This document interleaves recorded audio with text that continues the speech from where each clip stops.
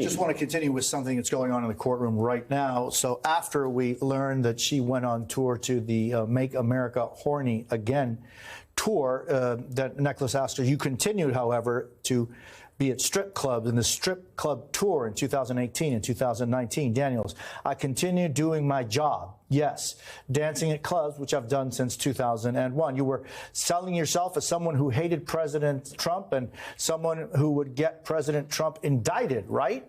I was not selling myself to anyone.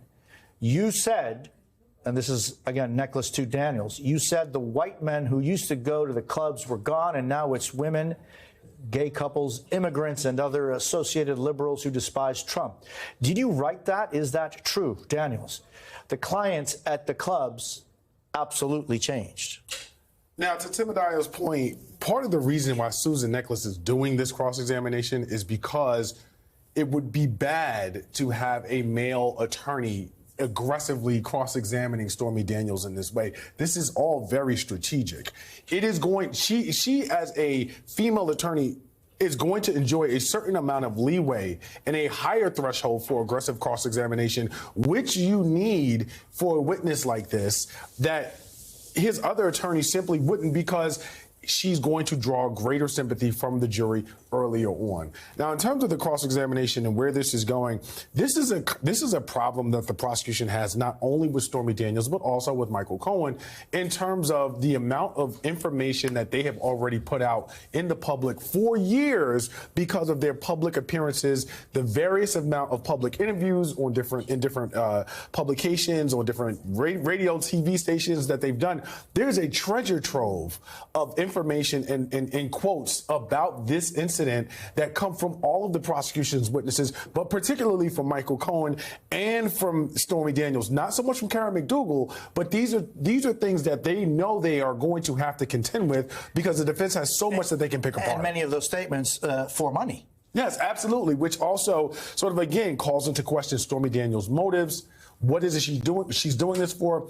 What is she motivated by? And this vitriol toward Donald Trump is something that they absolutely will come back to as a theme and say, look, she had a motive. She was out to get him.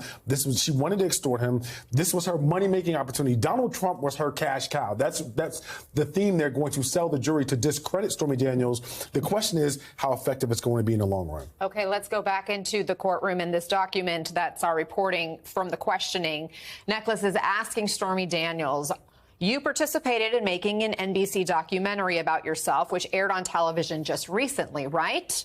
Daniels, yes. Necklace, and that involved several years of filming and interviews with you, right?